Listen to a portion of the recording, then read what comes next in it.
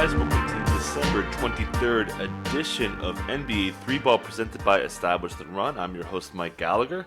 Getting ready to talk some news, basketball, and some action for a ridiculously huge Wednesday slate today.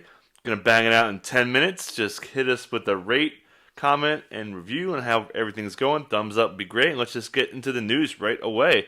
As you see the Hawks depth chart up here, we found out that Clint Cappella is now doubtful with left Achilles soreness. So some background. He had a right heel issue last year that kept him off the court for his entire time with the Hawks. So not devastating, but getting Achilles soreness and being doubtful for a guy who's had trouble staying on the court, whoa boy, not good.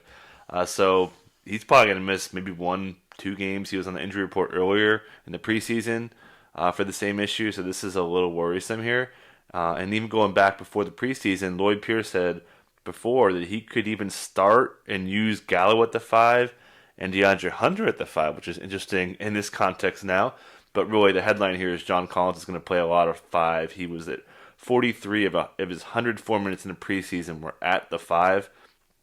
Balled out in that time for what it's worth. He was 31, 17, and 4 per 36 over that 43-minute sample. And last year, per 36 as a center, he was 24, 13, and 2.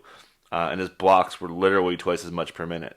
Also worth noting, Cam Reddish also benefits here for the way this lineup is going to shake out. Also helps Bogdan, and it should help Gallagher too. Moving to other big man news, you've got Kevin Love. He's out with right calf strain. We had heard he's been getting treatment around the clock last week. He's been listed with this injury for almost a week now. And he hasn't had right calf soreness on the injury report since, as far as I could tell, 2010. He's injured a lot, but this is kind of a new thing for him. So Larry Nance is expected to start. That's really noteworthy because in 8 starts as a forward last year, he was at 14, 11, and 3 with 1.3 steals and 0.9 blocks. He should be in a really good spot today. And then also more minutes for Thon Maker. We saw 13 minutes of a Maker-Nance frontcourt combo in the preseason. And Darius Garland had a 30 usage rate in the preseason. We saw Colin Sexton come back in. Garland actually shot significantly better with Sexton on the court last year. So possibly a good start for Garland out of the gate with this news on top of Andre Drummond just crushing in the preseason. He could have that carry over today. How about some good news? Keldon Johnson is off the injury report after spraining his toe on stairs 3 weeks ago. He said he's been doing 5-on-5 for the past week or so, so he's in pretty good shape, but nothing like game shape, and we'll see where he goes. Also said he put on hashtag 8 pounds of muscle for the hashtag muscle watch. If you remember, he was trying to play some power forward in the bubble, and also if you remember, his bubble output was insane, 14-5 with 1.1 steals on league best 77.4 true shooting at a 109 pace, which is also up top for among the guys with his usage, about 15 usage rate. So Keldon, who was playing mostly the 2 behind Derek White, with Derek White out, he's going to probably make an impact really quick, especially with how well he played the last time we saw him out there. So this could make Lonnie Walker and Keldon and Devin Vassell all coexist, because we could see DeMar DeRozan go back to the 4 like he was doing at the bubble, because we know they want to play their young guys. So all these guys are going to be really interesting to watch. Tristan Thompson's also off the injury report after missing time with a hamstring strain. He is going to have a minutes limit. Keep an eye on that. We saw Grant Williams play 23 minutes at the 5 in the preseason. Stevens actually mentioned a while ago that Daniel Dice could be played as a 4. Not likely, though, just something to keep an eye on. Last bit of news here, Gordon Hayward's also good to go, said he's going to play through the pain and he cannot aggravate his finger injury. He's got through 2 practices, so he should be pretty close to a full go, maybe close to 30 minutes. Meanwhile, P.J. Washington hasn't been playing well, and Coach Brago had said that he has to play better, so possibly he'll be on a short leash, especially with Miles Bridges playing better.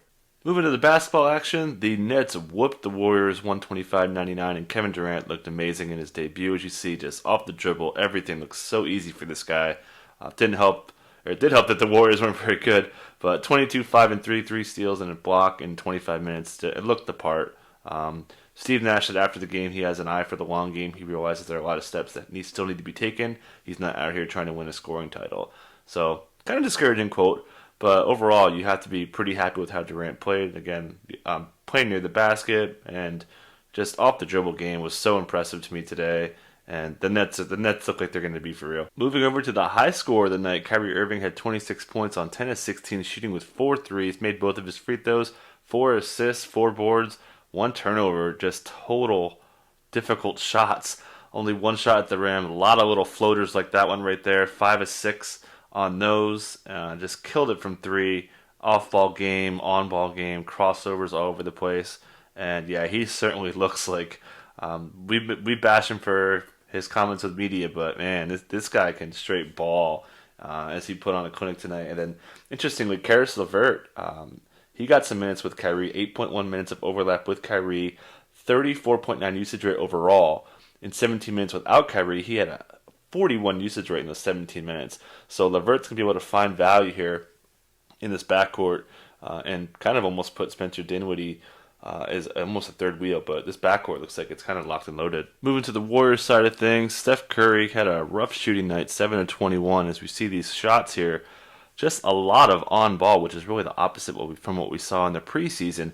And as it turns out, he had the ball in his hands for 5.6 minutes in this game. That's significantly higher than it was even in 2018-19 with 4.8 in 4 more minutes of playing time.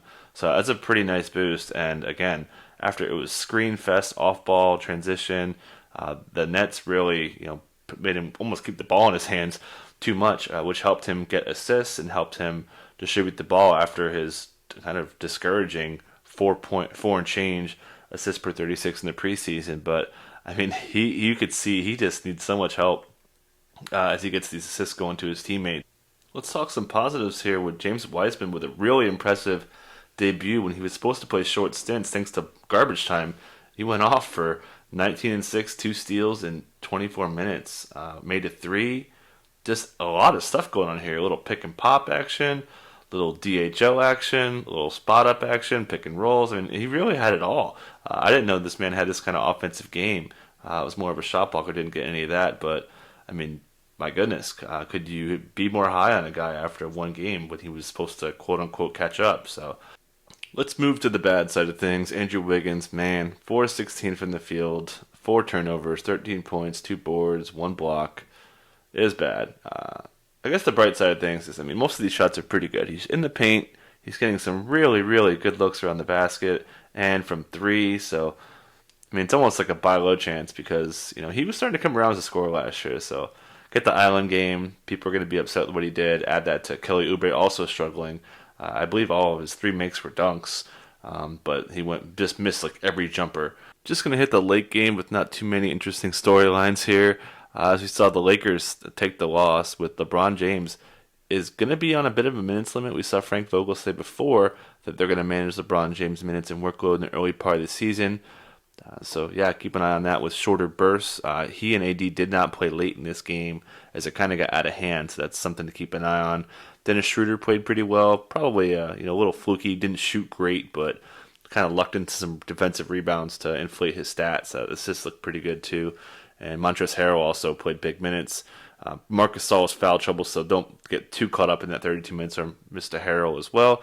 To the Clippers side, Paul George was fantastic. Hit a lot of wide open threes, and he could do that. We know he's a great shooter, especially with his Westbrook days. He was just lethal catch and shoot, and he's great without Kawhi. So just remember, if Kawhi ever misses time, Paul George could be really, really good.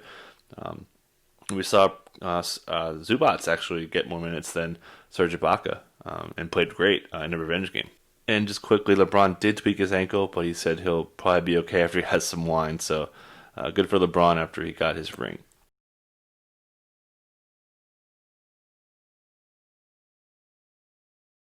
Moving to the action side of things, Zion Williamson, really pumped for him. Big preseason. As you see all these dunks and drives, and it's just a thing of beauty. He looks so good. Led the preseason in scoring. Last year he was the number 1 guy in shots at the rim, and we saw Stan Van Gundy say that he was asked about playing him in the 4 or the 5, and he said there's basically 2 positions. There's on the court and on the bench. And he said he'll play Zion at, quote, the 4, the 5, the 3, the 2, the 7, the 8. It was really good. SVG is the best, so it's going to be fun seeing Zion out there. Is really probably the headline of the Wednesday slate today. Also wanted to highlight Ben here as you see some of these dimes. Really nice assist, really nice transition. Just you could tell that all the talk of Doc Rivers wanting to play with pace is a lot to do with getting Ben Simmons on the open floor to get him easy shots at the rim. He really only took 1 shot away from the paint.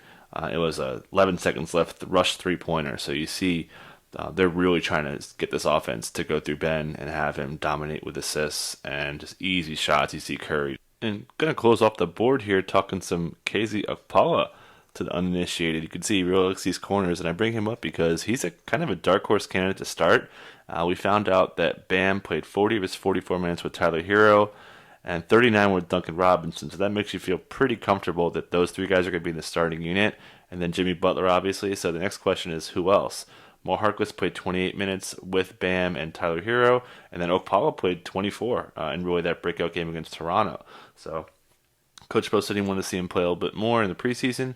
So it may not be long before KZ Okpala, who is pretty good, could make an impact.